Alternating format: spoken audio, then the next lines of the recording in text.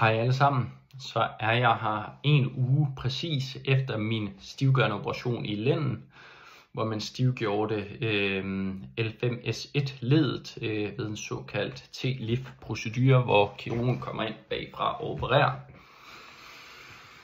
Op til operationen var jeg positivt indstillet og tænkte, at jeg ville komme mig hurtigt, fordi jeg var ung, sund og rask og i relativt god form og ved god styrke. Jeg havde ikke rigtig nogen af de her risikofaktorer som rygning og andre ting, der gjorde, at man kunne forvente et noget mere wobbly forløb. Men jeg må sige, at det har været ud over min forventning i forhold til, hvor godt det er gået, hvor få smerter jeg har haft, hvor hurtigt jeg har været oppe og gå og stå og sidde. Og som I kunne se på den første forhenværende video, så var jeg lavet op efter operationen og kunne gå på trapper. Og siden da har jeg egentlig gået en del daglige ture. Jeg prøvede at øge det gradvist for at se, hvordan jeg ville reagere. Og i går gik jeg 12.500 skridt. Gik en tur på 45 minutter først, og derefter 30 minutter. Det er jo ikke verdens hurtigste gang, men intet desto mindre er det stadigvæk lang tid at være på benene og bevæge sig, og det klarede ryggen uden problemer og uden nogen smerteforværring. Så det er jo bare skønt. Jeg har også begyndt at lave nogle fysioterapiøvelser, som er anbefalet, der primært er centreret omkring at styrke ens core, aktivere ens core og benmuskler. Fordi jeg var i en nogenlunde god fysisk stand før operationen, så har jeg også kunne klare dem uden problemer. Jeg har nok også lavet dem lidt mere avanceret. For eksempel har jeg ikke bare aktiveret coren ved at ligge i sengen, men jeg har reelt set kunne lave planke både på albuer og strakte arme. Og det er jo selvfølgelig ikke anbefaling til en gennemsnitlig patient derude. Fordi det skal ikke være sådan, at man krummer eller bøjer ryggen, eller man er vakkelvogn.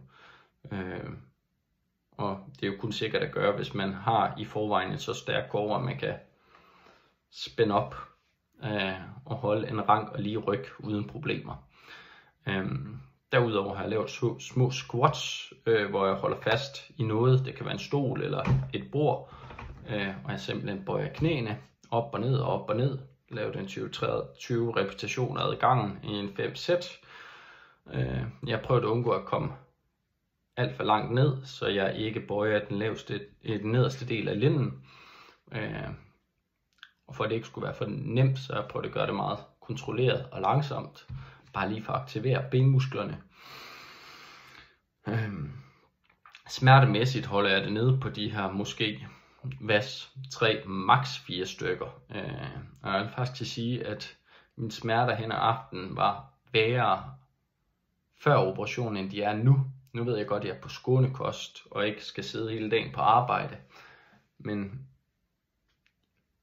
jeg var mere smertepåvirket efter en almindelig arbejdsdag, når jeg kom hjem før operationen, end jeg er nu.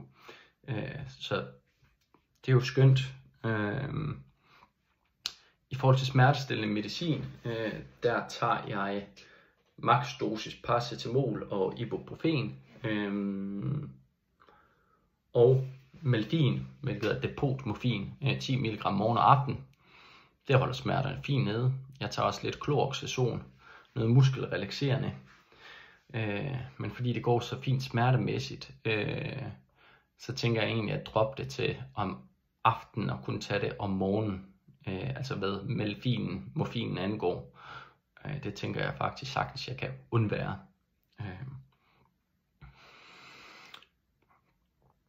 Og sidst og ikke mindst, så bare lige for at knytte et ord om tilskud.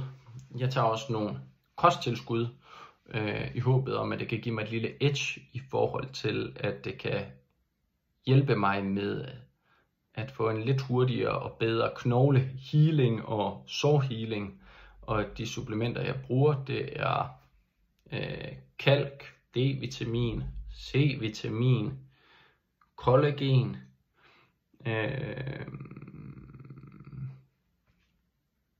og magnesium. Så det er egentlig alt det, jeg gør for at komme hurtigst muligt tilbage. Og jeg håber, det kommer til at gå fortsat godt. Og at jeg om en uge kommer til at poste endnu en video, der så bliver 2 ugers videoen, hvor jeg kan fortælle jer om, hvordan det er gået, og forhåbentlig igen bringer positive nyheder.